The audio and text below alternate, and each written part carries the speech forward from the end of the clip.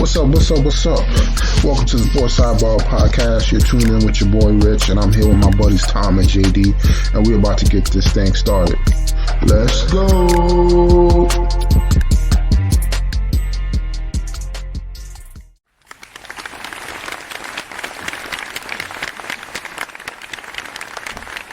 Welcome back, everybody. Episode 52. Hitting y'all with the 1 year anniversary. How's everybody doing tonight? It's good, Rich. I felt like a quick year. I don't know about you. Oh yeah, it felt like we just getting started, man. I know. Like everything's going by quick. I mean, this year going by quick, man. Just I like know. 2022 is gonna be here. 22 is gonna be here in no time. Yep. Hopefully, COVID makes his last little strain and gets up out of here. Things get more back to normal. So that would be nice. I'm not gonna lie, I kind of like the COVID afterlife, man. Working from home, so. Yeah, as long as you can go places and kind of live halfway normal while working at home, I'm good with that. Yeah, hopefully companies, take this in effect. They just keep it. Everybody stays from home. If you want to come in, you can come in. As long as you get your work done. So exactly. I mean, let's get right into it, man. We got a lot to cover tonight, man. NFL's going crazy right now. Boy Cam, it's cut day. The boot, man. Yeah, teams are trying to, show up that roster, for 55. Your boy Cam, man, didn't make the cut. I know people going crazy right now. They're saying mac and cheese is taking over New England. How are you feeling about it, man? Yeah, I guess my take on it is that if Mac and Cam were looking fairly similar in terms of how they were playing, then why even bother with Cam at that point? And I'm guessing that had something to do with it. That he wasn't Cam was Cam. He doesn't he's getting a little bit older. Throwing's not as good. Still got the legs a little bit, but if he wasn't that far ahead of Mac, then why keep Cam there? Why stunt the development? Let Bill get his guy in there. Let him take his lumps, and then hopefully he'll be better sooner rather than later. Yeah, I feel like they pretty much got the guy they wanted. I mean, I think the offense is catered more towards Mac than it will be for Cam. For what they want to do. Then as well, I mean, they like what they seen out of him. I mean, he tore up the Giants during that joint practice. But I mean, he's obviously going to have his rookie, moments where he's going to look bad during games. Sure. But I mean, I think they feel confident enough to what he's done from at Alabama, and then the coaching staff they have in New England that they're going to coach him up as much as possible. So it's going to be interesting to see how people start forgetting about Tom Brady in New England. And they start getting those the Mac attack going. Yeah, it'll if he plays well, that whole the Tom Brady thing could take a back seat. Oh yeah, but also I think it also affects the other teams in the league. I mean, I think all of a sudden you see Miami exploring the Deshaun Watson trade. I feel like they kind of feel like they can let New England have a better quarterback for the future. So Tua might be out of there too, man. You think they're giving up on Tua after 10 games? I mean, I wouldn't be surprised. I mean, if you could get Deshaun Watson in the trade, I mean, why wouldn't you? But the thing is, they're going to be giving up so much pieces, compared to anybody else. I mean, I don't even know if it's worth it at that point. I don't think it is. And then you have to worry about, if the NFL comes down on him and starts suspending him, what does that look like? So, yeah, I think you're right. I think that if it's too much, I don't think it's worth it. Yeah, or maybe they do a situation where they don't trade Tua, they keep him on the roster just in case, and then let's say Deshaun's out for let's say half the season, Tua's makes his case of what type of quarterback he is. Maybe they use that as a trade bait before Deshaun comes back, before the trade deadline to get something else. So I mean, you never know. Yeah, no, that's a good point. I think that if they were to do that, they'd have to hold on to. I mean, I would guess that Houston would want Tua back in exchange, but if they didn't, then yeah, maybe have more of like a security type blanket. Yeah, but I also hear Houston would be in the market for Cam. True. What do you see Cam going, and where would you like to see him go? I think that the first one I heard that I thought was a perfect fit for him was Baltimore. Sitting behind Lamar, they can run the same style offense. They don't really have to change much. Obviously, probably a little more pass than run for Cam in the pocket as opposed to Lamar. But I think it's a perfect backup for him in that spot. The other one that came out today was that the Cowboys were going to be looking at him as a backup. So it'd be interesting to see which route that he goes. I kind of like the Baltimore one for him. It could even be, they could even use him as sort of like a changeup too, right? I mean, even at the goal line, the guy's a beast at the goal line, right? So yeah, I like the thought of him in Baltimore. I think that would be a good match. I had some different matches. I'm gonna go in the division and say Washington, just because him and Rivera get back together. Yeah, they try to create that magic. I mean, similar looking team as the Carolina when they went to the Super Bowl. Great defense, some weapons on offense. He would have to beat out your boy Fitzmagic, because I feel like Cam doesn't want to be a backup though. That's the issue. Yeah. Who knows? Who knows? Maybe in the right situation, it's not the worst thing, but I think he's backing up in Washington too. I think Ryan Fitzpatrick is still a better option than Cam at this point. Yeah, and then the other option would be Oakland Raiders. I mean, just because they take anybody, and it seems like they kind of, have been done wanted to be done with Carr, but they just haven't found anybody to replace him yet. But they can do anything. So, but I mean, we're just gonna have to wait and see. Yeah. Yep. And I saw your Jets get over, make a trade, man. They got Shaq Lawson. How you feeling about that? Yeah, I mean, they didn't have to give up much, which is nice. I think it was a 6th rounder or something like that. They needed, with the defensive line is kind of hurting right now. So I think they wanted to make a trade. They did. I like the aggressiveness of getting a guy like Shaq Lawson, and yeah, I think it's a good trade for him. I mean, there's really no downside on that one for me. Yeah, I think you guys after the injury, good move in the right direction. Oh yeah, for sure. And it's nice to see them, again, just being a little aggressive and going out there and saying, we need to get a defensive end, we need a pass rusher, and then going out and getting Shaq Lawson. Yeah, it should be an immediate impact for you guys. Yeah, definitely.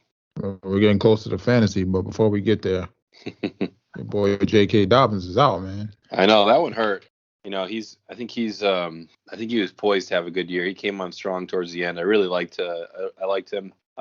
He just seemed to pick up yards every time he got the ball in his hands. So yeah, that's a big downer for Baltimore. They have Gus Edwards in there, but I think he's more of a downhill type runner, whereas Dobbins can kind of get outside, make some moves, catch the ball out of the backfield. So big loss for that offense for sure. Yeah, I mean, he's gonna have a lot more carries though. We're gonna have to see who else is gonna come up out of that backfield, because they love to run the ball. Yep. I don't know if you want to get into the Bears sitting Fields, because they know they're playing the Rams the first game. So how long are we saying until Fields is in the starting position? I'll probably give him like 3 games. Because I mean, their first. I mean, they got the Rams, and then they got the Bengals and the Browns. So if they lose those first 3 games, they're 0-3. And then he comes in the game against the Lions. He wins against the Lions, wins against the Raiders, puts up a good game against the Packers. I mean, they got a tough schedule. They do it, and I think that was part of the reasoning that they had for not going with him to start. But I don't see him sitting very long. Yeah, I think they just sit him just to let him get past those pass rushers based off they don't have the greatest offensive line. I mean, because the Rams and the Browns defensive line they're gonna eat them up. So I mean, it'll give him some time to learn some stuff when he plays the Lions, Raiders, the Packers. By the time he gets to the Bucks, he's already got 3 games under his belt. Then the 49ers, then it gets a little harder, obviously. But I mean, he'll be used to it by the flow of the game by then. So yeah, yep. It's always tough that question of when do you start the rookie. Obviously there's a handful of teams that really didn't have a better option. The Jets, Jaguars, and maybe the Patriots at this point. But yeah, it's could be a couple rough weeks to start, but I think it in the long run, I think this day and age it kind of helps them get game ready. I mean, I would like for them to lose as much as possible though, because I believe we got their first round pick for next year. So who, the Giants do? Yep. Okay, all right. I see where your head's at. Don't get me wrong. I wish Fields the best of luck in his career, but just not after this year. Just only after this year. And then, I mean, let's get right into it, man. We got fantasy football eking up on us. We got our draft coming on the second. First of all, what pick you got in the draft? I think I got 7, but I if Nick and Steve don't sign up, I might have to start changing some things around. So we'll see how that goes. Right now, I think I got 7 though. Oh, okay, yeah, they're messing up the flow, man. I know. Who you looking to target coming to draft? Man, seven's a tough spot for me because it depends on the running backs that are coming off the board. I'm guessing the first 5 picks are most likely going to be running backs, and then you never know. Some people might. True, but in terms of PPR. I mean, you got McCaffrey, Cook, Saquon, Kamara, and Henry right there. Those are all money. Top picks in PPR. So I think that those top 5 guys will go. So then it's you go depending on who goes 6. You got Kelsey, Devonta Adams, Tyreek Hill, and then the second set of running backs there: Johnny Taylor, Zeke, Austin Eckler, Aaron Jones, Nick Chubb. So man, Nick Chubb should go earlier, but I think I'm just putting him in groups. Yeah, I mean, I think so too. I think Nick Chubb's gonna have a good year. Problem with Nick Chubb, he doesn't catch many balls. And he splits time with Kareem Hunt. Kareem Hunt's more the third down back. A lot. Not as much last year. I thought Kareem Hunt would get more play than he did. Mm-hmm. Nick Chubb was out there a lot. So I don't know. I think that Chubb will have a good year rushing. It's just in the PPR league it's tough because you kind of want that running back that can catch the ball too. Yeah, the dual action. Yeah. So I don't know, man. Yeah. It's really gonna be situational for me, I guess. Who's coming off the board? Yeah, I got an earlier pick. I got the second pick. So, I'm probably looking to target one of the top running backs. I'm interested to see who Matthew drafts first, and then I'll go from there. But I'm probably looking at Henry or Kamara. Mostly I'll probably go towards Kamara because he's one of those running backs that catches a lot out of the backfield. And Michael Thomas will be out for a few games, so he'll definitely be the go-to as far as the Saints go. So. Yep, Thomas is out for basically the first 6 weeks of the season. So. Yep, and then I'm interested to see where that the other receiver goes. Galladay or something on the Saints. Oh, Callaway, Marcus Callaway. Yeah, I mean, he's getting a lot of buzz lately. So. Yeah, those. I know I harp on this all the time. Just like the preseason thing. Like I don't know. I mean, I saw. I feel like it very rarely. You get a guy that has an awesome preseason come out.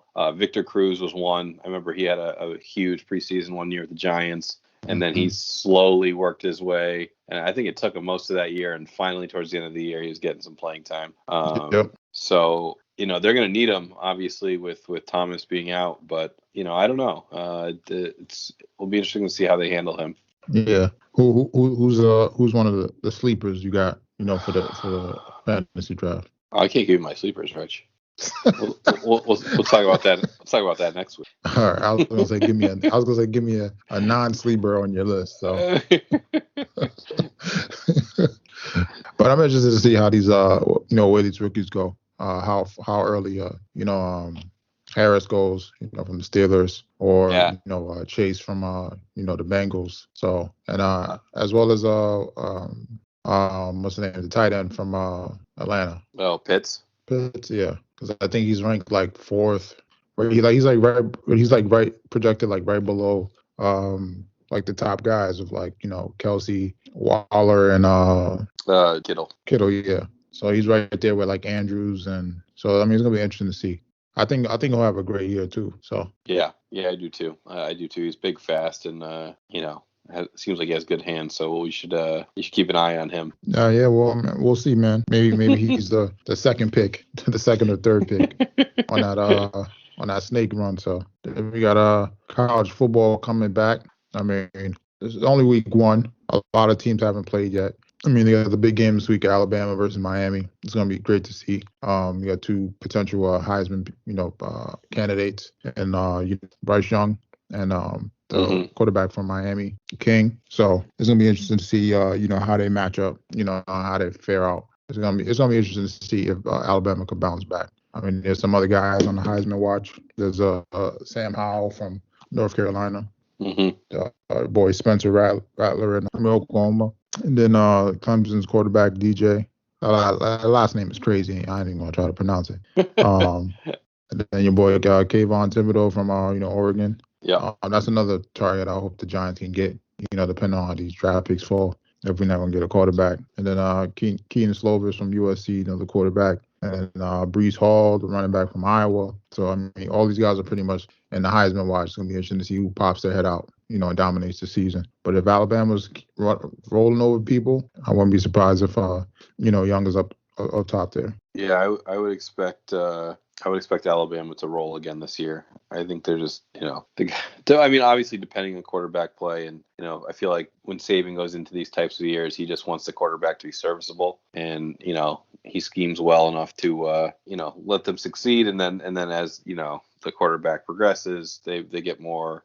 I think they get more leeway, like you saw with Mac Jones, right? So I think Alabama rolls this year. I don't know about Clemson and some of these other teams. It is nice, like I talked about last week, having some less some new faces in there. Iowa State and Cincy and North Carolina. So yeah, I'm excited to see some. It was good to see some football starting, but now we'll get into the big games this weekend.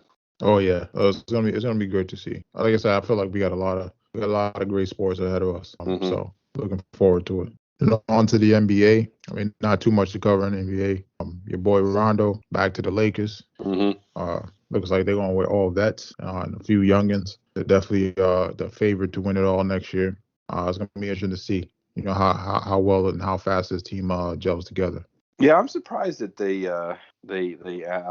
added such or that they have such an aging roster with a guy like LeBron kind of at the center of it all. I was shocked they didn't put more those guys on their second contract or things like that around him. I think Rondo's a good veteran presence. He's been there, he's done that. I doubt he gets a ton of playing time. He'll get some backup minutes at point guard, but I think he's a good kind of presence to have in there. And from what everyone says, he's a good player coach, especially with the young players. Yeah, and I also think he's a great substitute if Russell does get hurt.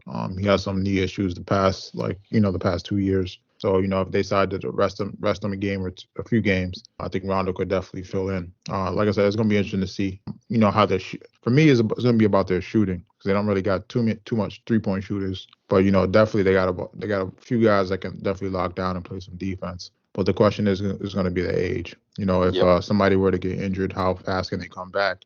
Because, some teams, Milwaukee pretty much made it clean through to the championship without any injuries. Without too many injuries, and that often doesn't happen. So no, it does not. Maybe they make that trade for Ben Simmons. Speaking of Ben Simmons, he said, "I'm out of here, Philly. I need to trade me." Where do you think he's going to end up? I think so.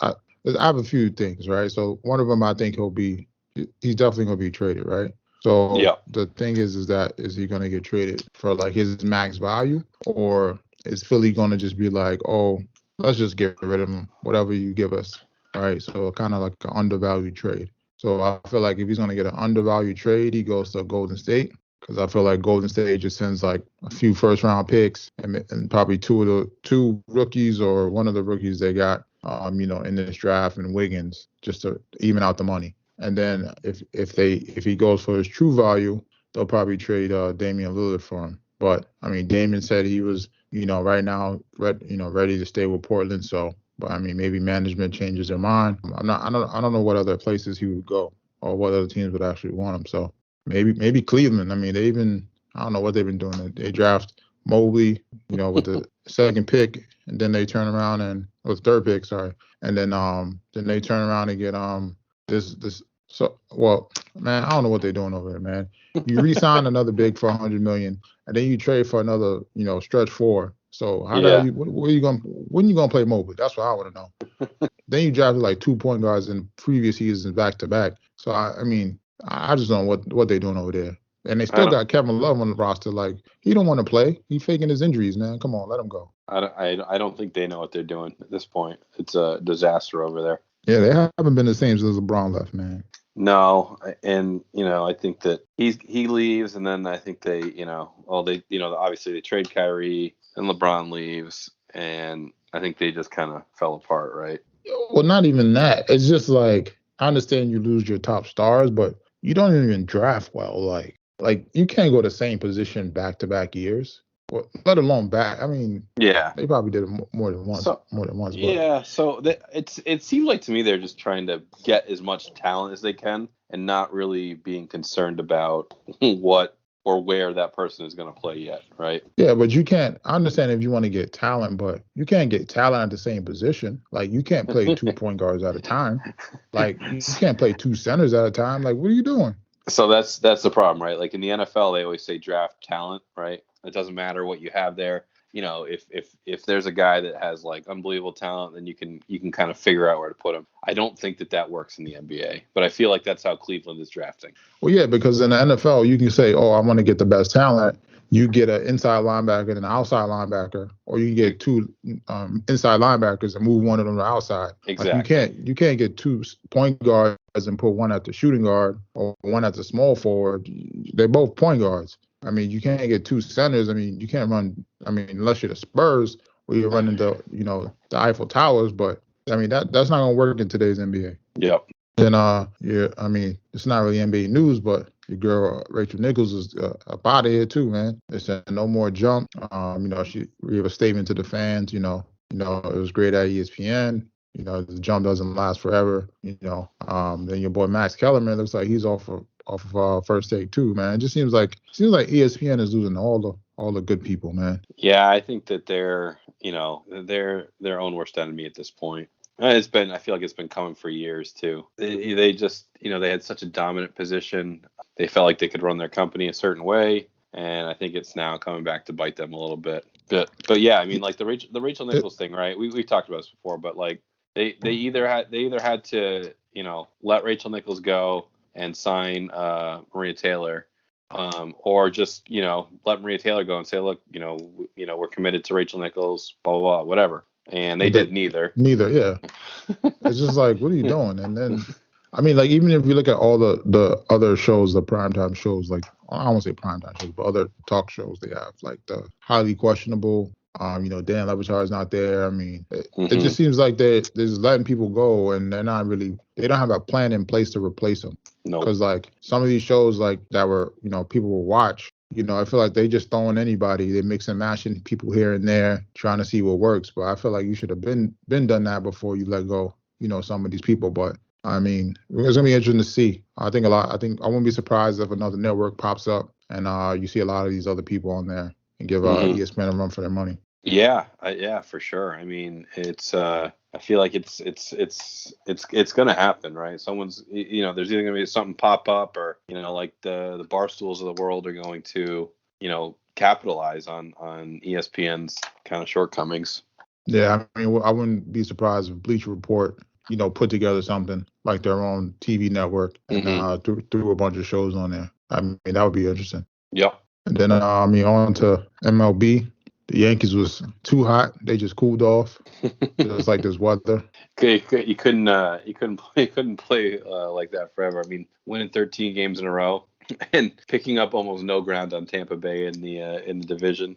I think I saw a stat today, in the last 44 games or something, the Yankees are 32-12. They're 34-12 in their last 46, and the Rays are 32-12 in their last 44. So it's like, it's just, bad timing. Yeah. I mean, hopefully they can hold on to this wild card spot. The Red Sox crept back up. So, I mean. Yeah, they played a couple bad teams, so they were able to kind of get back in there. But they lost to Tampa last night, losing to Tampa again today. And they have a big time COVID issue going on with them. So Bogarts just got pulled from the game tonight. So he tested positive. So he's out 2 weeks. Not good time for that to be going on right now for the Red Sox. Oh yeah, but I mean, that's good for the Yankees. So good. We just gotta hold strong and hold on to this this wild card spot, because the A's are up there too. They creeping up too. I see them up there a few games back. Yep, they are. So yeah, the Yankees gotta get back on the train here, take care of business out in Anaheim, and keep the train rolling. Because you got Oakland and Toronto, chomping at the bit to get in there. Oh yeah. I mean, the Yankees they got the Angels again tonight. Do you think Ohtani could get to 60 home runs? Right now he's at 42, 43. He's at 42. No, I don't. I mean, he'd have to have a career, a monster September. I think he can get to 50. I wouldn't put 50 past him, which I think would be kind of incredible. So for a guy like that who's pitching, playing the field, it's kind of throwback baseball. So yeah, I can see him at 50. I don't see him getting to 60 though. That's too much. Too much. I mean, there's like 30 games left. You think? Yeah, you think he's gonna hit a home run in every other game? I think there's like. Nah, I don't think he's gonna do that. But I mean, you never know. He could have a two home run game, a 3 home run game. I would say 3, maybe 2, maybe 1 or twice. I don't see it happening. I think he gets to 55. I don't think he gets to 60 though. 55. He'd have to have a good month to get to 55. I mean, it's gonna be interesting to see. Even though that's not the record, but that's still, we haven't seen 60 in a long time, and especially from a pitcher. So. Yeah, exactly. Okay, and then there was the Jake Paul fight. I don't know if you got a chance to see it. I did not. No, I heard about it. I didn't watch it though. Yeah, I mean, he was definitely more aggressive. Willie the guy he fought, Willie didn't really throw that many punches. He threw like 6, 8 punches around but I like what they're doing. I mean, even though it isn't really, boxing, it's kind of bringing that feel back to boxing, where people, it makes boxing more entertainment, where people are trash talking. I think we need more people like Jake Paul, so to say, that personality when it comes to fights. The way they promote it, the little stupid antics they do. Because it's kind of like back in the day, when Muhammad Ali was, boxing was it was a match in and out the ring. From the trash talking from outside the ring, the little press conferences. I mean, that made it worth that much more when you got to actually see the fight. Hopefully, some of the guys learn from this and pick up some of those things. And I'm looking forward to see, what boxing has in store. Yeah, I think they need, it's just so wild. It used to be so big. I just remember in the mid to late 90s, just that was the thing. Who's buying the fight? Where are we going? Granted, I probably missed half of them because I fell asleep before it started, but it was like a spectacle, and going into it too, like you said, the weigh-ins, everything. And it's just, it's kind of lost its luster. But yeah, you're right. I mean, I felt like that Woodley and Jake Paul did a good job on this one, promoting this one, and trying to bring boxing back a little bit. Yeah, as I said, I'm interested to see some of the big heavyweight fights coming up. If players get into it kind of like how they did. I mean, you don't have to you don't have to steal somebody's hat or something like that. But just make it a match outside the ring as much as it is inside the ring. Yep. Well, the problem is that I feel like we haven't had the characters that we used to have with Tyson, Holyfield, and all those guys. It's kind of been all business. With Floyd Mayweather, and those guys are just all there for the business. They don't they're not really there for the showtime part of it. Well, yeah, I think Floyd. I don't want to say he hurt boxing. I think he hurt, not necessarily the sport of boxing, but I think he hurt boxing outside of the ring, because he wasn't really the most talkative person, wasn't really the biggest trash talker, and he just kept winning. So people really just tuned in to see if he would lose, and then but at the same time, he just wasn't that outside guy where he would talk trash or do stuff like that. So people really really didn't tune into boxing on the weigh-ins and the stuff like that. You just watched the event. And like I said, a lot of people just watched to see if he would lose. That's the funny thing. People always want to see the downfall. They don't really care too much about the winning. So yeah, no, I hear you. We're just gonna have to wait and see how it goes, from here on out. Yep. And then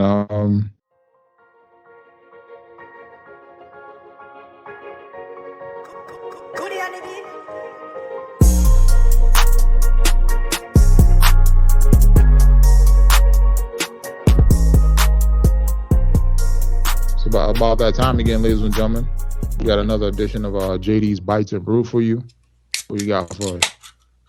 All right, so for the bites, I'm gonna do a little bit different. Went with a little Italian this week. Craving the Italian, so we did a veal piccata. So Okay. I know kind of people are get hot and cold on veal, but I'm a big fan, especially if it's cooked properly. It's super tender and delicious. But yeah, basically, just a very, very light breading on it. Cook up the veal, and it's really pretty simple. It's the piccata is just a lemon butter sauce. You kind of reduce it down, and then put it over like a little bit of you can do wheat pasta or homemade pasta or fresh pasta from the store. Throw the veal on top of the pasta and then hit it with a little bit of that piccata sauce. Some people like to do the capers. I could take them or leave them. They don't really add a lot for me. But I do know some people that really enjoy them. But yeah, that was a good one to have. Oh, nice. What's your take on Italian? What's your favorite Italian, Rich? Not to sound too simple, but I love making my like homemade spaghetti and meatballs because I make meatballs from scratch. You get you some 80-20 cut, ground beef, dice up some onions, get you some what you call it, 2 eggs, depending on how big of I normally try to use like 2 pounds of meat. Throw 2 eggs in there, throw some breadcrumbs, your seasoning in there, salt, pepper, Italian stuff, Italian seasoning in there, grind that up, bake it in the oven. Then after it bakes, then I'll take it out, let it cool off for a little bit, and I'll throw it in the pan, let it cook with the, tomato sauce. I like to switch up the sauce. I'll throw it in Prego, do like the meat lovers Prego, or throw like the classic or tomato. But I'll still season that up a little bit, put my little finishing touch on there. And so that's a good one. Lasagna is another good one. I haven't had that in a while, to be honest. I'm trying to think what else. Chicken parm, that's another good one. I haven't had that in a while either. Yeah, that's classic. It's just for me over here. It's not a lot of Italian places I can go to get good Italian food. But there is this place in the city I want to try. They do like a stuffed. I don't even know what it is. So they make like it's like a chicken parm, but the chicken is like everything, like all the noodles and stuff that you eat with the chicken parm is like inside the chicken. So like they flatten the chicken and they make it like like the bread thing you get from Panera that has like the soup in it. Yeah. But just picture instead of the bread it's like chicken, and inside it's just. I've seen those before. Yeah, I forget what it's called. Yeah. But that I want to go try. There's a place out in the city that does it. But like I said, there's not really many Italian places around me that I enjoy. So that's one of those places, one of those food groups I'm in the hunt for as far as finding the place. All right. Well, what did you drink that down with? I told you I had a just bought a case of one of my all-time favorite beers. So it's that time of year. It's getting a little cooler outside. Oktoberfest is coming up in end of September here, so I went with the old classic, the Sam Adams Oktoberfest. Just I've probably been I've been drinking it since college now, so it's just always been like one of those beers that just like just reminds you of fall and being back at school or it's the cooler weather, sitting out by a fire or something like that. And the style of beer, it's the October style, so the Marzen style, so it's a little maltier, amber, but there's just something about it where there's like at least like 2 months from September to the end of October. I just really enjoy that style of beer. So yeah, just took it down with a nice crisp Oktoberfest. Probably give it so sentimental value added into this. We'll give it an 8.6. Ooh, it's funny. I was mad last time. I had I think last year or maybe the year before. I was up in by like Springfield, and I stopped by Methy's, and then Methy had a bunch of Oktoberfest, and he was like, "Yo, just take some with you." And I took some with me, went back to the hotel, left the next day. I left them sons of bitches in the damn refrigerator in the hotel. So mad. Blasphemy. I was so mad. I did that once. I was at I forget where I was. I think I was in San Diego, actually. I was at a hotel and I had bought a bunch of beer to bring with me. I forget where we're going. But then I left it in the hotel room and I got like, I checked out and I was like down the road in Uber, I think, and I had the guy turn around and I went back to the hotel and I was like, hey, I think I left a bunch of beer in the fridge upstairs. I wasn't leaving without it. Oh man, the Gardens ain't cleaned the room before you got up there. I know. Well, that's what I was worried about. I'm like, oh, if someone's in there already opened the fridge, then that beer is gone. That's JD's Bites and Brew. And then this week not much for the BRRs. I did watch one show though called Clickbait. How to put this? It's very close to an 8. I think Okay. if Tom saw it, he would give it an 8. Okay. The reason why I don't give it an 8 is because it's like certain parts where, well, one thing is that so there's a sister on the show. She's just like, I don't want to say she's like a bad actor, but it's one of those people that like you just hate when she's in the scene. Like, just, I don't want to say unbelievable. It's just like the acting just feels too much for certain parts, or her characters. One of those characters is annoying that you just want to like, somebody kill her, please, or something like that. Not in real life, but you know the actual character on the show. So but overall, it's a good show. I'll probably give us like a 7.8. Pretty much a show about. What's it about? Yeah, so pretty much a show about this husband. Somebody ends up killing this husband of a family. Come to find out, I can't really give it away. There was some stuff going on with him that they thought he wasn't. So supposedly, you know, he died, and they were trying to find out who killed him. And then some stuff came out that, you know, showed that he wasn't who he was. And then some other stuff happened. So it got a lot of plot twists in it, which was great. It was one of those when you kind of say, you know how you watch a show and you can predict like who's the killer from the beginning. Yep. This one you really couldn't predict it till like the last episode. Okay. But you definitely had your like, you know, guesses of who it would be. This one I probably couldn't predict it till like the second to last episode, but you know, based off, you know, all the information they give you. But it's definitely one of those shows I would say check out. It's a limited series, so 8 episodes. So that hopefully there shouldn't be another season. But I feel like it's one of those like what's that show from Hulu? The one with the girl. Strangers. Oh, no, the one with Handmaid's Tale. No, not that one. The one with the girl that's stole the other girl's identity. I forgot her name. Yeah. Oh, what's the name of that? Cruel Summer. Cruel Summer. Yeah, so it's kind of like like limited series, like kind of like Cruel Summer, but kind of like the way the show ends. It's not really much you can do to make a second season. So it is a limited series, so that should be the only season. But you never know. Sometimes stuff comes out as a limited. People love it. You know, they try to bring it back to try to capture the magic, but it doesn't work. But definitely something to check out on Netflix. Only 8 episodes. Good show. I can't really tell you too much about it because I don't want to give it away. But pretty much follows a family out in the suburbs. You know, like I said, the dad gets killed. Then, you know, people are trying to figure out who killed them. So definitely check it out. All right. How many episodes is it? 8. Okay.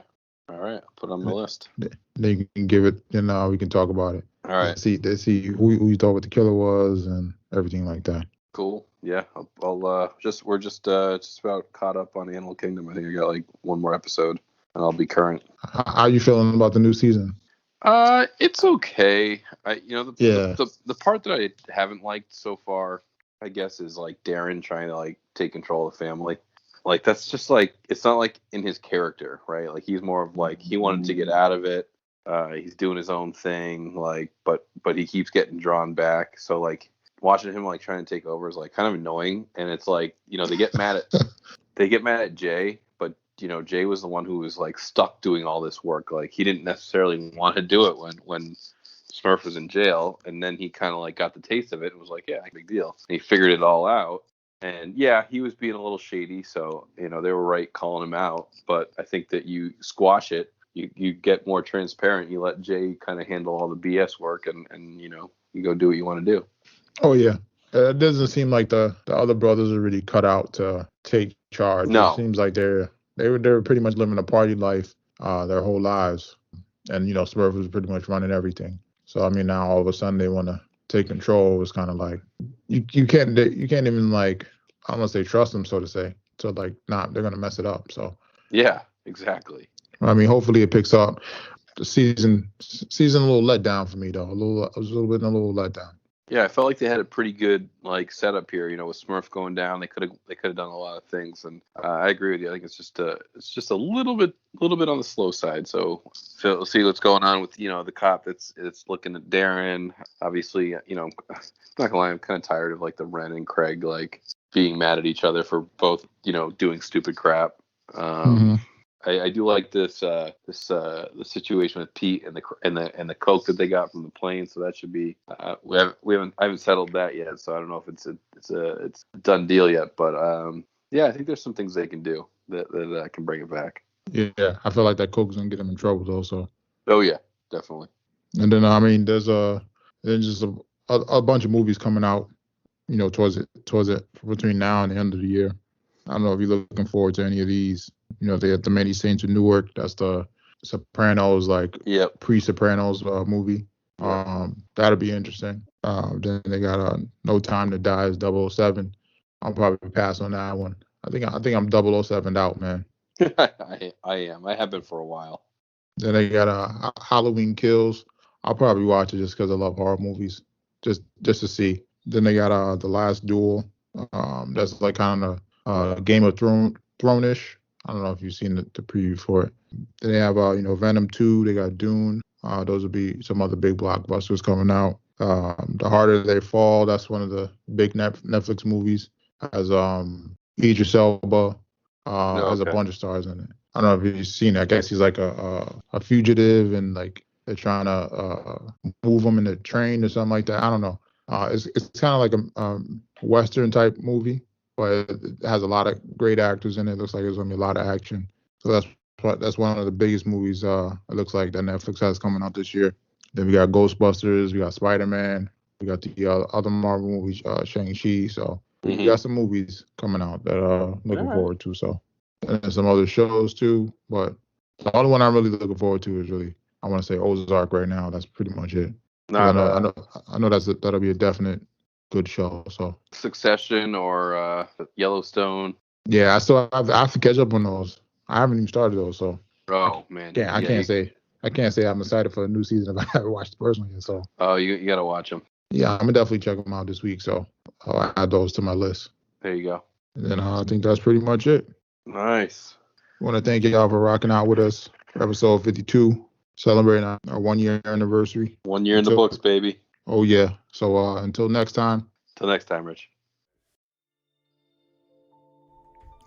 I want to thank y'all for rocking out with your boy Rich, JD, and Tom here on the Sports Sidebar Podcast. Give y'all something to ride out on.